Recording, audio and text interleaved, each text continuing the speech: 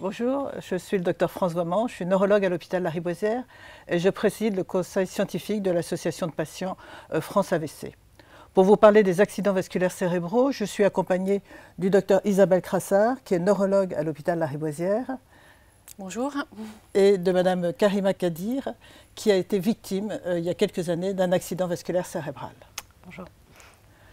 Alors, l'accident vasculaire cérébral, c'est une pathologie extrêmement fréquente. On estime qu'une personne en France est victime d'accident vasculaire cérébral toutes les 4 minutes. C'est une pathologie aussi extrêmement grave et qui peut laisser des séquelles. Mais c'est aussi une pathologie que maintenant on sait traiter et surtout qu'on sait prévenir. On a l'habitude de dire que l'accident vasculaire cérébral, c'est une pathologie du sujet âgé, mais on sait que ça peut toucher des sujets plus jeunes. Et Mme Kadir témoignera de son accident vasculaire cérébral dans quelques minutes, mais également les enfants. Il existe 2 grands types d'accidents vasculaires cérébraux. L'accident vasculaire cérébral, c'est la survenue extrêmement brutale d'une lésion du cerveau qui est due à un problème vasculaire. Ce problème vasculaire, ça peut être un vaisseau qui se bouche très brutalement, un vaisseau qui irrigue le cerveau, ce qui va entraîner un infarctus cérébral. Et il peut aussi s'agir parfois d'un vaisseau qui éclate, ce qui va entraîner une hémorragie dans le cerveau. Les symptômes de ces accidents vasculaires cérébraux, Isabelle, tu veux bien nous les rappeler? Oui. Alors, les symptômes de l'AVC, que ce soit infarctus cérébral ou hémorragie cérébrale, sont caractérisés par la survenue brutale d'une paralysie. Alors, il peut s'agir d'une paralysie du visage. Le visage apparaît dévié, déformé. Il peut s'agir d'une perte de motricité, d'une perte de force, d'une paralysie d'un bras ou d'une jambe, ou bien de l'ensemble de l'hémicorps. Et puis, il peut s'agir également toujours de survenue brutale, d'un trouble de la parole. On ne peut plus s'exprimer, on ne peut plus trouver ses mots, on a du mal à articuler. En fait, un seul de ces signes suffit pour révéler un AVC. Et la survenue d'un de ces signes doit faire tout de suite appeler les secours. Merci. Vous pouvez nous expliquer quels ont été les symptômes de votre accident vasculaire cérébral? Oui, tout à fait. Si c'était un infarctus, si c'était une hémorragie? Alors, c'était un infarctus. Et en fait, quelques heures avant l'accident, je commençais à avoir des maux de tête. Donc, des maux de tête assez localisés, assez particuliers. Ça ne m'a pas empêché de sortir. Et en fait, tout d'un coup, de manière très brutale, du coup, je ne sentais plus mes membres. Je n'arrivais plus à parler.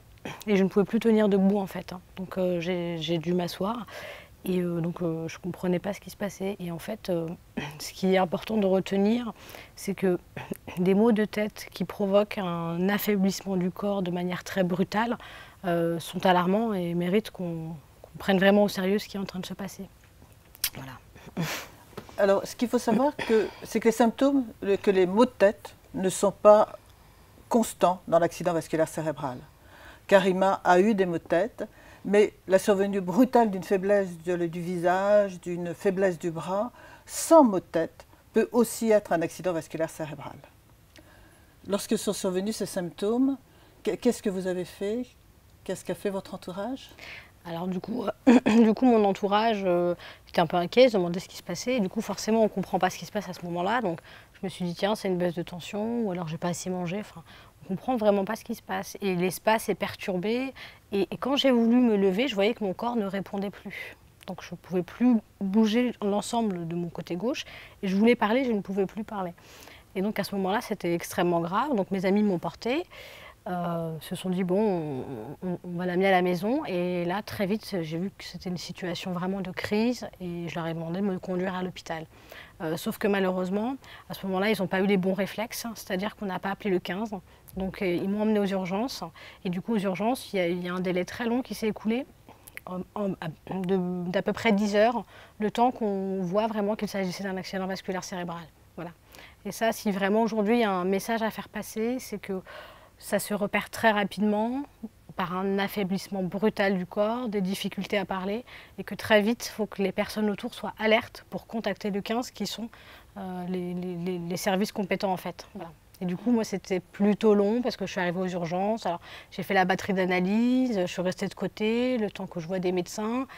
Et mon état, du coup, s'est très fortement aggravé. Donc, j'ai commencé à avoir des vomissements très importants et puis une chute de tension voilà, extrême. Voilà.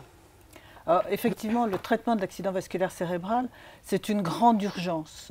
Lorsque vous avez un vaisseau qui est bouché, il faut très rapidement intervenir pour déboucher ce vaisseau. Alors pourquoi est-ce qu'il faut appeler le 15? Parce qu'il faut arriver très vite et surtout il faut arriver dans le bon hôpital. Ce traitement est fait dans ce qu'on appelle les unités neurovasculaires, qui sont des unités spécialisées pour prendre en charge des patients qui ont des accidents vasculaires cérébraux, avec un personnel qui comprend des médecins, des infirmières, des kinésithérapeutes pour ceux qui ont des paralysies, des orthophonistes pour ceux qui ont des difficultés à parler. Tout ce personnel est formé dans la prise en charge de l'accident vasculaire cérébral. Donc si vous appelez le centre 15 va vous diriger immédiatement vers le bon endroit et surtout va informer l'hôpital de votre arrivée et vous allez être pris en charge comme une grande priorité, comme une grande urgence pour pouvoir avoir accès au traitement immédiatement et avoir toutes les chances de récupérer de cet accident vasculaire cérébral. Juste pour donner quelques exemples, lorsqu'on a un accident vasculaire cérébral, un infarctus cérébral, et qu'on est traité dans la première heure, dans l'heure et demie, il suffit de traiter 4 patients pour qu'un patient récupère complètement sans séquelles. Si on traite à 3 heures, il faut traiter 9 patients pour qu'un patient récupère. À 4h30, c'est 14 patients pour qu'un récupère. Et au-delà, c'est des vingtaines de patients. Donc vraiment, chaque minute compte. Et sur la survenue des symptômes dont a parlé Isabelle, la survenue brutale d'une déformation du visage, d'une paralysie, du trouble de la parole, qu'il y ait ou qu'il n'y ait pas de maux de tête, il faut immédiatement appeler le centre 15. Donc on a vu le traitement. On peut également prévenir l'accident vasculaire cérébral. Isabelle, tu peux nous rappeler quels sont les facteurs qui favorisent la survenue de l'accident vasculaire cérébral? Oui, alors on sait que le principal facteur de risque des AVC, c'est l'hypertension artérielle. L'hypertension artérielle multiplie par 4 le risque d'infarctus cérébral et par 8 le risque d'hémorragie cérébrale. Et on sait aussi que faire baisser la pression artérielle diminue le risque d'AVC et diminue le risque de récidive d'AVC, globalement de 40%. Donc il est primordial de savoir si on est hypertendu et de traiter cette hypertension. Il y a d'autres facteurs de risque qui sont directement liés à notre mode de vie, par exemple le tabagisme, une alimentation trop riche qui peut entraîner une surcharge abdominale, enfin une obésité abdominale ou plus diffuse, la consommation excessive d'alcool ou encore le manque d'activité physique. Et donc alors respecter certaines règles d'hygiène de vie permet également de diminuer le risque d'AVC. Voilà, d'autres facteurs de risque, par exemple, il y a aussi le diabète qui doit être pris en charge de façon correcte. Donc les accidents vasculaires cérébraux, on a dit que ça pouvait toucher les sujets jeunes et même actuellement, on note une augmentation de la fréquence des accidents vasculaires cérébraux chez les sujets jeunes. Karima a fait son accident vasculaire cérébral, vous aviez 21 ans, Karima. Oui, c'est ça. Est-ce que vous aviez des facteurs favorisants pour la survenue de cet infarctus cérébral? Alors, 21 ans, c'est très jeune, donc effectivement, je rebondis sur le fait que c'est important d'avoir bien en tête que ça peut toucher tout le monde, en fait. Forcément, il y a une population qui est peut-être plus sensible que d'autres, mais ça peut toucher toutes les populations, des âges très jeunes. Effectivement, donc, il y a eu énormément d'analyses qui ont été faites, qui ont été menées par les médecins qui m'entouraient à l'époque. Et donc, les facteurs de risque identifiés comme tels étaient l'association de la pilule et du tabac. Donc, c'est l'occasion aussi de sensibiliser les femmes et les jeunes femmes sur ce sujet-là, d'être extrêmement vigilants et d'éviter à tout prix cette association-là qui peut être un facteur de risque extrêmement important. Merci. Chez les jeunes, il faut aussi noter la prise de drogue, de cocaïne, qui sont également des facteurs favorisant les accidents vasculaires cérébraux. Isabelle, peux-tu nous dire s'il y a des symptômes qui peuvent annoncer le risque de survenue d'un accident vasculaire cérébral? Oui, il peut y avoir des signes prémonitoires d'AVC. C'est ce qu'on appelle l'accident ischémique transitoire. Ça va se manifester de la même façon que pour l'AVC. Ça va être une survenue brutale d'une paralysie, touchant le visage ou le bras, la jambe ou bien la parole. La différence, c'est que ces symptômes vont régresser le plus souvent en quelques minutes. Et donc, ce sont des symptômes qui sont très souvent négligés, alors qu'au contraire, la survenue de ces symptômes, même s'ils régressent, doit conduire tout de suite à appeler le 15. en effet, on pourrait être conduit à l'hôpital et avoir tout de suite un bilan qui va permettre de donner un traitement approprié. Donc devant tous ces symptômes de survenue brutale, même s'ils régressent en quelques minutes, il faut absolument appeler le 15 pour avoir tout de suite des examens et essayer de rechercher la cause de cet infarctus cérébral ou de cette hémorragie cérébrale. Peux-tu nous dire un peu les principales causes des infarctus cérébraux? Oui, alors une des causes, notamment chez le jeune, par exemple, c'est les cardiopathies emboligènes, c'est-à-dire par exemple des anomalies au niveau cardiaque qui peuvent envoyer des caillots vers le cerveau. Chez la personne un petit peu plus âgée, c'est par exemple la fibrillation auriculaire. Il y a d'autre part... la fibrillation auriculaire, c'est-à-dire le cœur qui est irrégulier. Oui, c'est ça.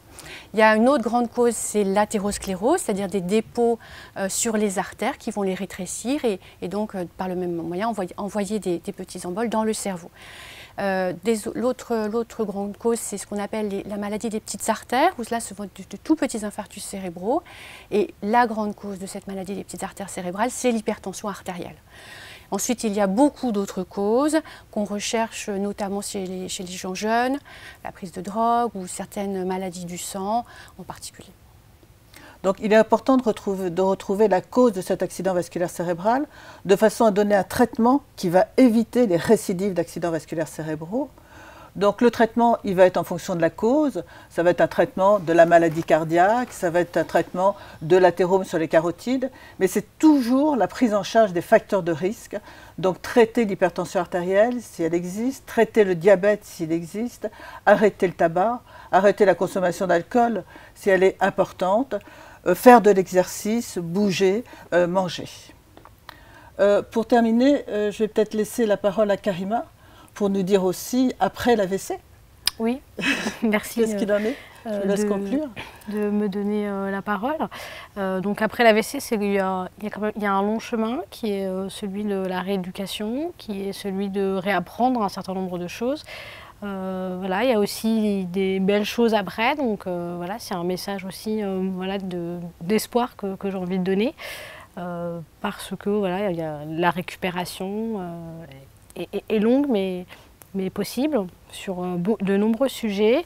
Et après l'AVC, j'ai décidé de rejoindre l'association de patients de France AVC en tant que bénévole, donc pour pouvoir justement être active sur ce sujet. Donc il y a un certain nombre d'animations et d'actions que nous essayons de mettre en place, en particulier l'aide aux patients et à leurs familles, du soutien, organiser un certain nombre d'actions et d'activités, des groupes de parole, des activités de chant, de dessin, d'écriture, et aussi contribuer à aider la recherche sur le sujet. Alors, en ce qui concerne la recherche, Isabelle, quelles sont les pistes actuellement pour les accidents vasculaires cérébraux? Alors, les pistes sont tout d'abord vers la recherche de nouvelles molécules pour la phase aiguë, pour la prise en charge des infarctus et des hémorragies cérébrales, puisqu'il n'y a pas de traitement médicamenteux. Pour les infarctus cérébraux, la recherche se porte actuellement beaucoup sur un traitement par voie locale, c'est-à-dire qu'on va monter un petit cathéter jusqu'au caillot qui bouche l'artère et on va tenter de l'enlever, soit par un petit lasso, soit par un petit bouchon, qui permettra d'extraire directement le caillot pour restaurer le flux plus rapidement que par voie médicamenteuse ou en complément. Et puis on espère aussi identifier de nouvelles molécules pour améliorer la récupération et permettre une meilleure qualité de vie au décours de l'AVC. Merci beaucoup. Pour terminer, on vous propose de vous passer un tout petit film qui a été fait par la Société française neurovasculaire et par l'association de patients qui va vous rappeler en images les principaux symptômes de l'accident vasculaire cérébral et la conduite à tenir qui est appeler le 15.